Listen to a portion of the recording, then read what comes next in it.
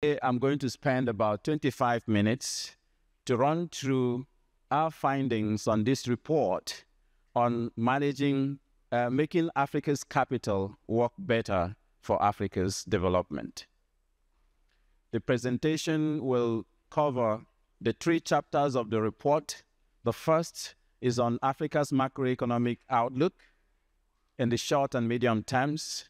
The second is on boosting effective domestic capital mobilization and efficient use. And the third is on the role of institutions and the rule of law for making Africa's capital work better for Africa's development.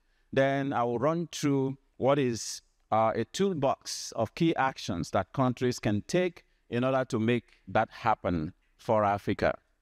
Straight into chapter 1, we can see that Africa's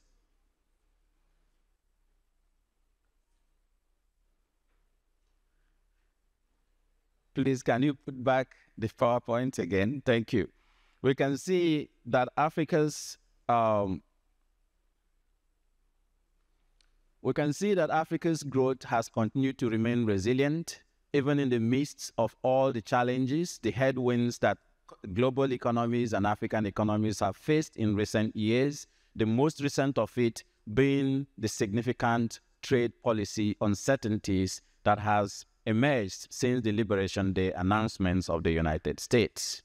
Because of that, we have revised down the growth performance, expected growth performance of countries in Africa.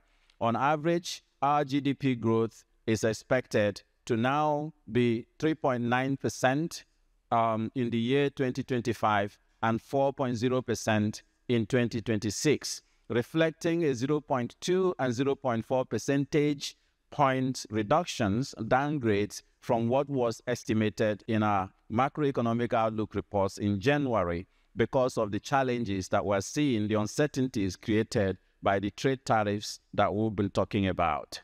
And because of that, you also see that 21 African countries, even after taking into account the turbulence in the global economy, these 21 African countries will exceed about 5% of growth, GDP growth in 2024 and in 2025. And we see also that 5 African countries will grow by more than 7 percentage points in their GDP. And this is the point that we have already estimated will be required to break the vicious cycles of poverty on the continent. And 13 out of 20 African economies will remain among the 20, so 13 countries in Africa will be among the 20 fastest growing economies in the world.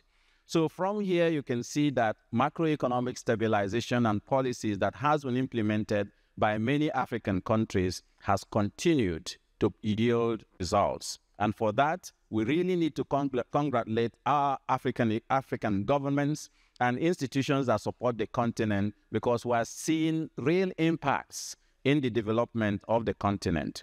And one key measure we're always keen about is GDP per capita, because it's a very good way to track how poverty is going. On the left side of this slide, you will see that GDP per capita in Africa has continued to increase gradually from 0.7% in 2023, and also the negative 3.14% due to COVID in 2020. We've now risen to expect of 0.9% this year in 2024, but expecting to get to 0.5, 1.5 and 1.7% growth in GDP per capita growth in 2025 and 2026 respectively. And on the right side of the slide, you will see the performance with regards to actual impacts on people, reducing the poverty head count on the continent. Since 2014, we've seen the poverty head count on the continent go down significantly from 32.2% of the population to 31.2% of the population when we had the COVID-19 pandemic hit the world. And because of COVID-19, as you recall, in 2020, we did report that over 30 million Africans were put back into poverty as COVID reversed over 1 decade of progress made in socioeconomic transformation on the continent. But even after that reversal, we have seen a very rapid return in terms of reductions, in terms of the poverty head count on the continent, now at about 30.6%. This tells that macroeconomic policies that's going on in the continent is actually yielding results, even as our population continues to grow. Now, in the next slide, you are going to see that this performance that we are talking about is varied across countries and across different regional groupings in Africa, by geographic regions, but also by country groupings in terms of the structure of their economies, with Eastern Africa once again taking the lead amongst its peers because of significant diversification of their economies. The economy in the Eastern Africa region is estimated to grow by almost 6% by 2026, which is heading towards that 7 percentage point to have meaningful impacts on poverty reduction and job creation for youths in Africa. And all the other regions of the continent are also doing well, albeit gradually. East Africa is followed by West Africa. Then we have North Africa, Central Africa, and Southern Africa. And even Southern Africa, that we have recurrently reported as having challenges because of structural issues in South Africa, is now beginning to grow, despite the challenges we have seen with regard to the trade uncertainties and the trade tariffs. If you look at the economic groupings across the continent, then you find that non-resource intensive countries continue to maintain more than 5 percentage point growth since COVID-19. And you might remember that even during COVID, this was the economies in Africa that did not actually see significant recession. So again, something going on with how we relate with natural resources, which is one of the part of the themes of this event, of these meetings, on making Africa's capital work better for Africa's development. But the significant challenges in our macroeconomic fundamentals continue to remain, but even there, we see a mixed picture. Several countries have recorded significant progress, and on average, inflation, which reached 18.7% in 2024, is now heading downwards. So we predict 13.7%, 13.8% in 2025, and going down to below the double digits in terms of getting inflation down to 0.9% in 2026. And when you look at exchange rate dynamics, you find exactly the same issues, where we see that despite the challenges of exchange rate hiking and currency depreciation in 2024, in 2025 and 2026, we expect 21 African countries to see depreciation continuing, albeit more gradually, but appreciation in economies, in currencies for about 25 African countries as well. So again, even in the macroeconomic dynamics in Africa, we are seeing some significant changes. But again, debt and the debt dynamics in Africa continue to remain a policy concern. But when you look deep, it is not because Africa is borrowing more. It is because of the structure of the African debt. It's also because of transparency and accountability, and also the capacity of countries to be able to manage debt for growth in terms of focusing on debt productivity, not debt for refinancing debt, which is now happening a lot on the continent. But one point I want to raise is the issue around the cost of capital on the continent. This is a subject we have always raised in our AEO reports. And when you look in the structure of Africa's debt, you see that one of the drivers is the changing the structure of the debt more to commercial creditors. We now see that debt refinancing in Africa, which will this year cost Africa about $89 billion just to refinance, debt to service existing debt. 53% of that is for private creditors, because private loans are always shorter terms, higher interest rates, often more opaque than if you are borrowing from the Paris Club Group and also MDBs. And our estimates actually do show that African countries are paying 500%, and I hope it sinks, 500% more in interest rates when they are borrowing from private creditors, from commercial creditors, than when they are borrowing from multilateral development banks, such as the African Development Bank or the World Bank, and so on. And this already tells us that for us to make debt work for growth in Africa, there needs to be a stronger African Development Bank, a stronger African Development Fund, a stronger African Development financial institutions that will help to mobilize concessional resources, low-cost resources, but longer-term loans that can be used for doing longer-term development planning and implementation over the long run. And this next point we have there is that external service for debt is crowding out fiscal resources from the usual governance of countries to deliver on education, to deliver on health, and deliver on all those. That black line there is the rapid rise in the cost of debt, which is because of the changing structure of debt, but also the risk perceptions that we have always talked about in Africa's debt composition. Now, when you look at this slide, we have seen this before in 2024. On the left side there, we see what we call the paradox in Africa's cost of debt, because Africa has been demonstrably seen as the least defaulting in long-term infrastructure financed projects over a long time of period that Moody's Analytics have tried to look into, at 1.9% default rate compared to 12.4% in East Asia. And even in developed countries, we have 6.6% in North America and 4.6% in Asia. But Africa still pays higher premiums for accessing capital. And again, this is not unique to Africa, because when you dig deeper, you'll find out what is driving it is poverty. And on the right side of that slide, you see a perfect correlation between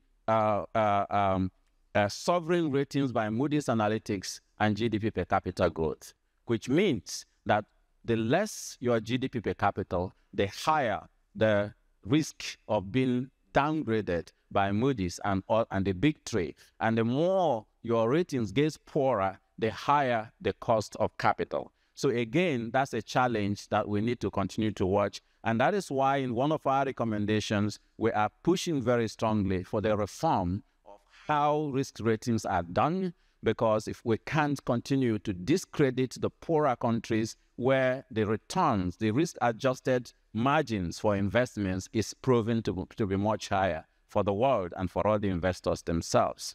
But amidst that, we are seeing a more worrying challenge that concessional financing and access to grants that helps many African countries to be able to do development is dwindling.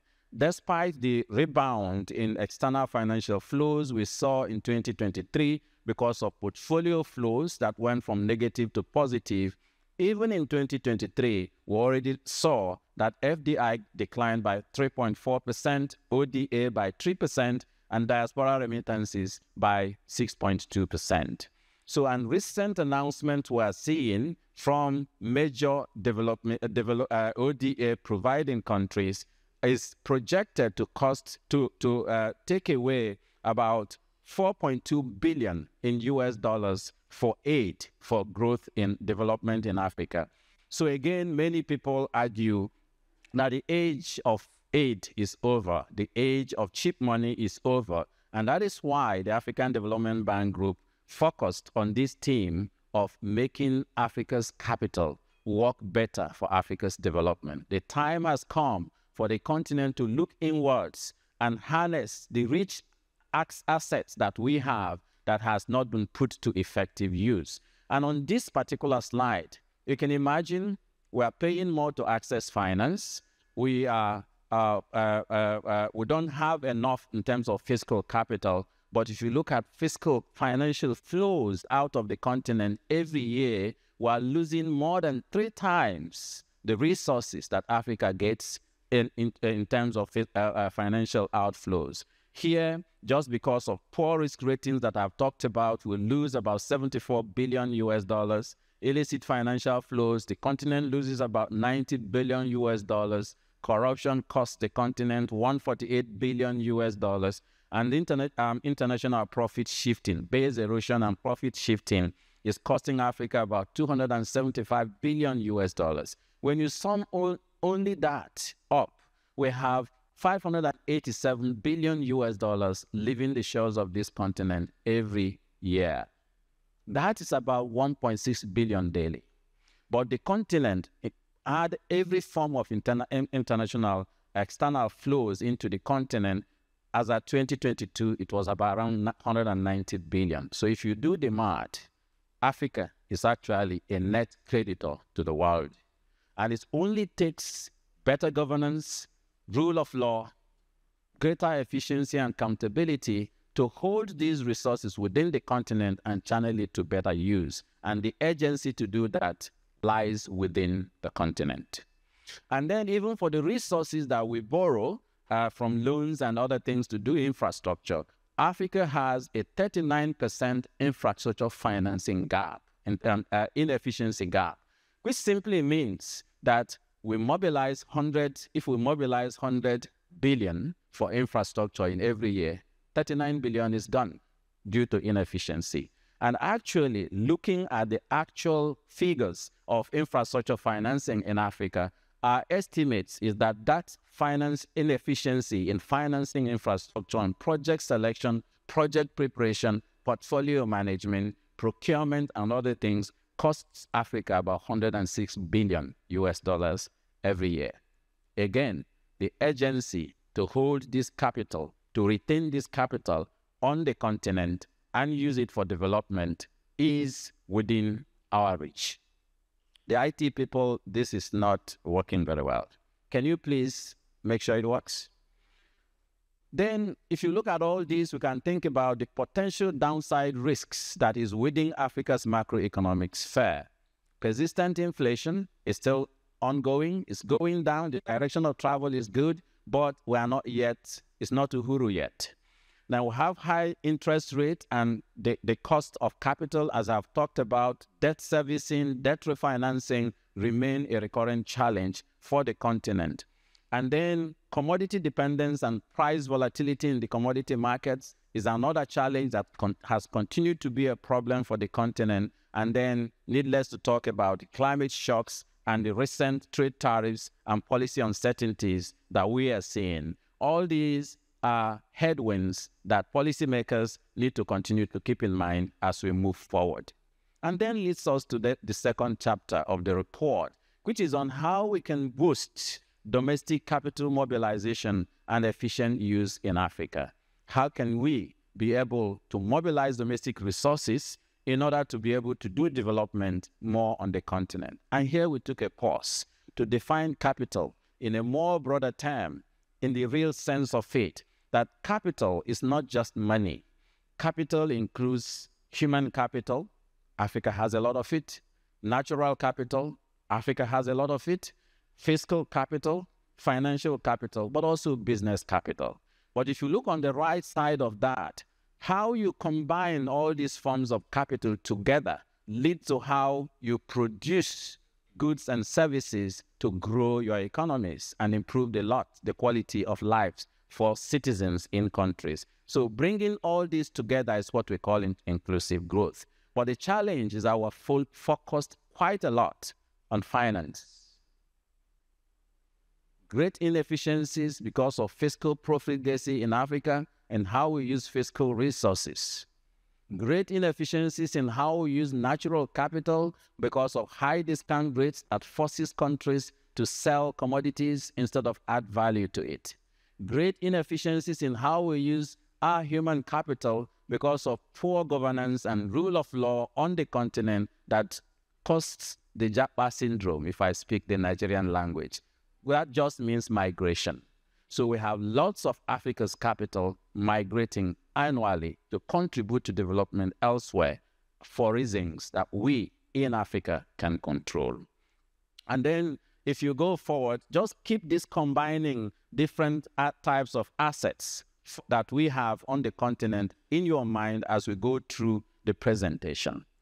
So why are we not able to combine that effectively?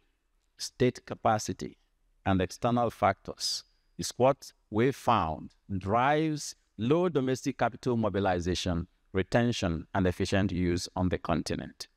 You look at it from every lens, you see that government revenue in Africa is comparing very poorly to all the other regions at 19.8% of GDP. But the point I need to make is that African countries use 80%, basically 80% of total public expenditure in Africa is from this 19.8%. And that is why the scale of development is not yet being able to break the vicious cycles of poverty. But Africa is not as dependent as we always used to think.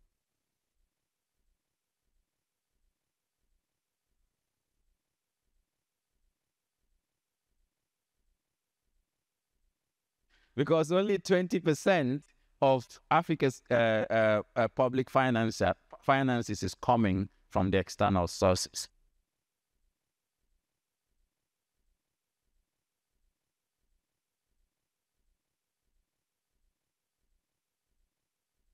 Find that we have a lot of headroom in our revenue mobilization on the continent. But to give an olive branch, the hope we find is that when you look at that right figure there, you'll find that there are countries in Africa who already understand how to do this and are even exceeding their peers in other regions. Countries like Lesotho, South Africa, Morocco, and many other countries are performing at par with regard to revenue mobilization. And we also see that when you invest in revenue mobilization in Africa, you see rapid results. And that is what we have seen in Cote d'Ivoire, in different countries where the African Development Bank Group has invested in terms of helping in the revenue mobilization on the continent. Several examples are there to show that it is possible. It's not rocket science.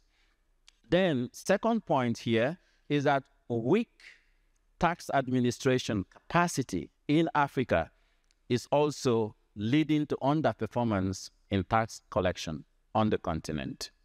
And you see on that right side of the graph, Africa is just about 14.8 as at 2023, 14.8% of GDP, compared to 32.9% in Europe and Central Asia. And even Africa itself has a tax capacity of about 20%. So we still have a lot of headroom to do better in collecting revenue without increasing tax rates on the continent. It's just about efficiency in administration of revenue collection. And you will see some recommendations on how to deal with that. On the right side is again to show that Africa is not one country, and several countries in Africa are doing very well with regard to tax collection as well, telling me that we have lessons, examples to learn from within the continent that to make it easy for us. So it, again, is not rocket science. Non-tax revenue collection in Africa is also the same. On average, we have about 5.3% of GDP in non-tax revenue collection in Africa, compared to a world average of about 7.1%. But if you look into the data, you will find that Europe and Central Asia is about 14.6%, and Africa is just at about 5%. Huge headroom to be able to do better. Again, on that graph on the left side, you find that some African countries provide case studies on how to do this better. What about business capital? Everybody talks about mobilizing the private sector. But again, I see a lot of private sector entrepreneurs and gurus in the sector in this room. But again, they will tell you, even though they are large on the continent, Africa's private sector in terms of scale still remains small. And if you look at the number of 1 billion plus companies in Africa, we have just about 345 compared to 1,500 in China. So we still have a long headroom in order to be able to deliver more in that area. But one other debilitating factor is that Africa still invests very little in research and development at 0.4% on average, compared to 2% and more in countries where they provide the ecosystem that allows for innovation and entrepreneurship to thrive. If you look on that right side there, You also see that we have huge informality on the continent. About 85% of businesses in Africa operate in the informal sector, most of it non-taxed. Why? There's reasons why informality is thriving on the continent because of the nature and type of private capital that is being mobilized on the continent. If we did well in bringing in this private sector, providing an ecosystem for SMEs to thrive on the continent, we can mobilize about $125 billion annually. These are much more than the resources that we focus a lot on to try and mobilize externally. There is money in Africa. It is about mobilizing and valorizing it. So in general, we find in our report that if we focused on simply improving the efficiency, quality of institutions, transparency and accountability, macroeconomic policy governance, and all the recommendations that we always continue to talk about on the continent, this continent can mobilize $1.43 trillion every year without increasing tax rate. These are just headrooms that we have in the existing policies and institutions that are avenues for mobilizing resources on the continent. And that is much more than we need to achieve the SDGs, which is 1.3 trillion. So if we go forward, when you get the report, you will see where each source of that 1.4 trillion is coming from. This is not rocket science. It's simply looking closer on what we have in order to use what we have to get what we want. And that led us, since we are finding out that institutions, quality, rule of law, transparency, accountability are the issues, is it just hearsay? Let's look at the correlations and the relationships on how quality of institutions, economic governance, and rule of law impacts on revenue mobilization in Africa, but also globally. If you look at the graph here, we'll find that the governance indicators, in terms of using Mo Ibrahim governance indicators in Africa, has been improving quite a lot, except in in issues around political instability and absence of violence. On all the other indicators, whether you look at the PEFA reports or the Mo Ibrahim reports, every report that is tracking the quality of institutions in the world, Africa has done well in the past 10 years, but we're not doing well enough when we compare ourselves with the rest of the world, which is the slide on the right side there. A lot of work needs to be done there. Why is this happening?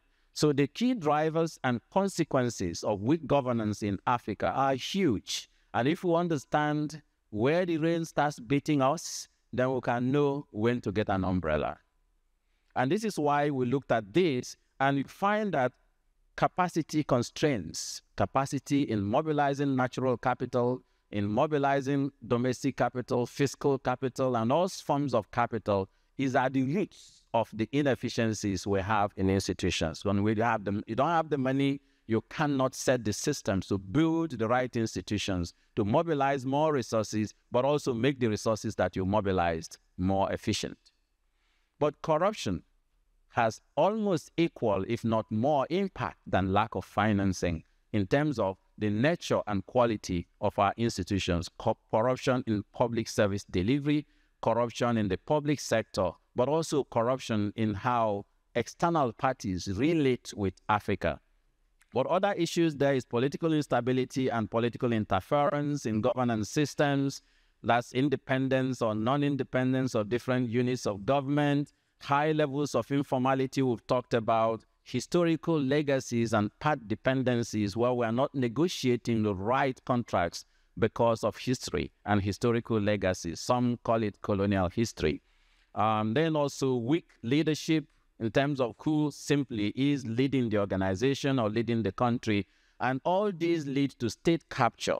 And because of state capture, we have lack of public trust among citizens, so they don't pay taxes. We have low tax and non-tax revenue because of poor, weak administration capacity. And we have fiscal profligacy and poor public financial management. We have high risk perception and cost of capital not because of perception alone, but also because of real challenges in the governance and stability of economies, but we also have base erosion and profit shifting by international and corporate organizations, abuse of power and illicit financial flows, and corruption. You notice that corruption is on both sides because it drives weak institutions and it creates weak institutions. Now, if you try to go deeper in terms of efficiency in tax mobilization, you will find, again, please, can you put back this slide?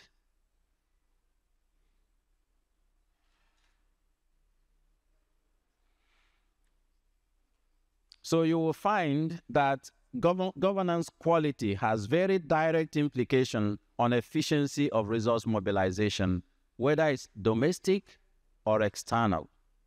So when we talk about dwindling aid, dwindling FDI, dwindling remittances and portfolio flows, governance quality of countries we see is very directly related with it. The better governance you create, the more capital flows to your country. Transparency, accountability, control of corruption, property rights, and rules-based governance also have very direct implications on domestic and foreign revenue mobilization, especially in tax and non-tax collection. And because of this, it is only simply because when you have all these qualities, you create market stability, political stability that allows countries to, investors to believe in you and invest in your countries. So governance quality and tax revenue are very highly correlated. So if you improve effectiveness and the quality of controlling corruption, you increase tax revenue. If you also, but one thing we find as countries that have natural resource rents will have an inverse relationship with tax revenue. So more natural resource and focus on natural resource rents is actually a challenge for many African countries.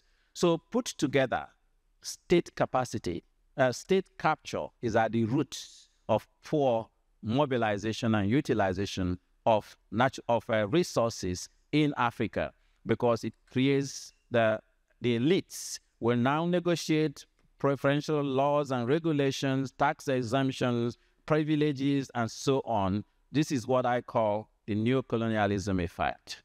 Then we have monopolistic and oligopolistic competition emerging that creates weak property rights and high political risks, and that crowds out SMEs, and they all go informal because they don't trust what is going on in the government. And then corruption, tax evasion, all these things is just a vicious cycle. And these are things that can be handled from within the continent. It's just a political will to try and do that. Please change the slide. This is not working. Can you be changing it from there? So we go to policy recommendations. Next, please. On policy recommendations, we find that for the short and medium term, macroeconomic policy management remains key. How do we coordinate fiscal and monetary policy in the continent? Fiscal prudence, governance, and institutional reforms remain key. And also preemptive debt restructuring and decoupling our mindsets from aid and debt from consumption to focus on debt productivity is a key aspect. But in the medium term, we need to deepen regional economic integration and trade. We also need to leverage the ACFTA. We already have the instrument. We need to implement local content and franchising policies to allow us to add more value to our resources, but also preferred procurement to create domestic demand in the continent, and also strategic partnership that can mobilize development finance from our partners. Next, please. And domestic revenue mobilization and retention remains a major issue we need to focus on, and different aspects. If you go back on tax revenue, we have a clear toolbox of what countries need to do in order to mobilize more tax revenue, but also leverage the resources within the continent. On efficiency in productivity for natural and human capital, there are several things that we need to do, but focusing on natural capital accounting and upgrading our systems of national accounts alone can hugely increase GDP growth on the continent. We already released a report on this. but also we need natural resource ownership. Quite a lot of times we talk about resource potentials on the continent, but who owns those resources? Have we signed them away to foreign firms? And, I don't need to go too much into that. But we need also to improve transparency and accountability in how we use our natural resources to become more accountable to citizens. On human capital, we need to scale up appropriate education, and our emphasis is on appropriate education that feeds into the needs of the businesses in those countries, the needs of government and productivity on the continent. But we need to focus a lot more on leveraging the diaspora. If I just spend 1 minute on this, Africa's diaspora rose from about 19 million in 1990 to 48 million in 2024. I have seen that consistently remittances is the most steady and counter-cyclical source of resources for many African countries, estimated to rise to 283 billion by 2030. And if we have clear and well-crafted policies, it can immediately rise to 500 billion today. So how we relate with our diasporans is very critical in terms of how we are going to be able to move this forward. We need to deepen integration and strengthen financial institutions on the continent. On regional integration and economic integration, I won't talk so much about it because we have discussed that in last year. But we have the ACFTA, we have several instruments that we need to continue to leverage more and more in order to deepen integration on the continent. But we can't have integration when Africans can't move from one country to the other. We can't have integration when the cost of travel between the continent, you would prefer to go to London or go to the US. So we need to continue to invest in the high five sectors, in transport and regional corridors and so on and so forth. You get the report, you will see the details on key growth drivers in regional integration we need to invest in. But we also need to strengthen Africa's development finance institutions. You have already seen, if you're borrowing from the African Development Bank Group, you pay 500% less than if you are borrowing from the capital market. So it's not rocket science. A bigger African Development Bank Group, a bigger African Development Fund, a bigger Africa 50, and many of our African institutions will deliver more development to the continent. But we also need to establish the missing ones, like the Africa Financial Stability Mechanism or the Africa Monetary Institute, to help support the continent on debt refinancing, but also on price stability across the continent. Because when you look into the countries of the continent, a lot of these are already happening in some countries. It's just for us to learn from each other and scale it up. And that can happen. So next slide. And here is my final slide on what actually is like what the president calls changing the Intel inside, the software that drives all these things we are talking about. And that software change needs to happen in Africa, African leaders and African citizens, but also in African development partners. For African leaders and African citizens, we need to strengthen African unity. True African unity, where an African and factors of production can flow freely from one country to the other. We need to make sure that we have a stronger African Union that is able to bring political stability and one voice for Africa on global issues. We need to implement the ACFTA. We need also to drive Africa's sovereignty in natural resources, in economic sovereignty and other things. But above all, we also need to create demand for Africa's products by Africans in Africa. We can't expect SMEs to grow if our taste is to buy, what do they call it? Toothpick from China. If you don't buy African products, there is no way. It's not rocket science. African entrepreneurs will not thrive. But for the development partners, we need, again, the reform in mindset. That reform in mindset, changing the Intel Insights, is about the global financial architecture. We dwelt on it last year. The global financial architecture we have today does not deliver capital to where capital is needed most by African and developing countries, but also by investors in the developed countries. If resources are not going to where you have greater risk-adjusted rates of return, what kind of economics are we doing? Yeah. So for both developed and developing countries, reforming the global financial architecture is very necessary. On risk perception, on global taxation that allows that 275 billion to leave the shores of poor countries in Africa. We need climate finance that is simplified enough to ensure that climate financing flows to climate vulnerable countries. Please read our AU.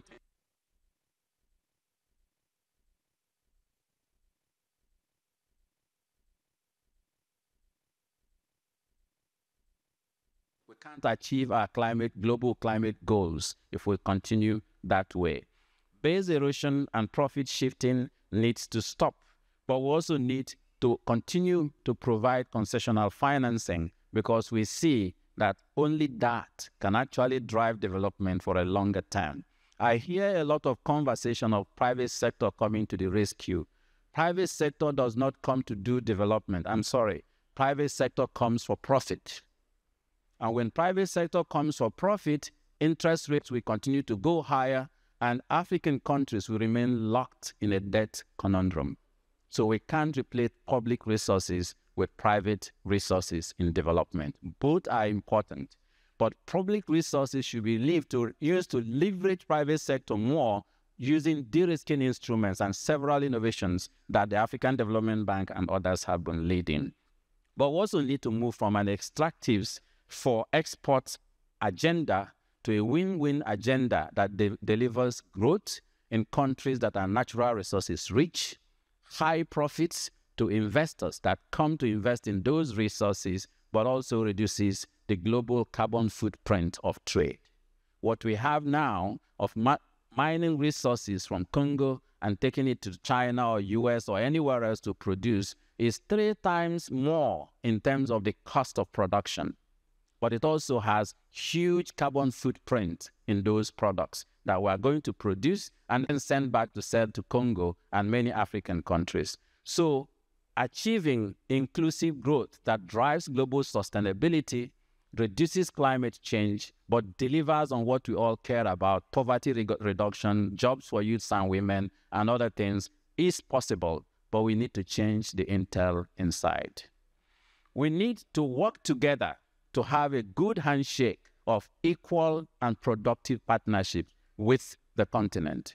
I don't believe that aid leads to growth, but I don't believe that aid is not necessary for growth. It is, but it is how it is delivered and how it is utilized. So we need to work on cost of capital. This is central because the cost of even climate finance is crowding out fiscal sustainability on the continent. Countries borrow to do climate adaptation, and the cost of refinancing those debts crowds out investments in health, investments in education, investment in resilient infrastructure, and so on. We need to collectively work together to change the intel inside.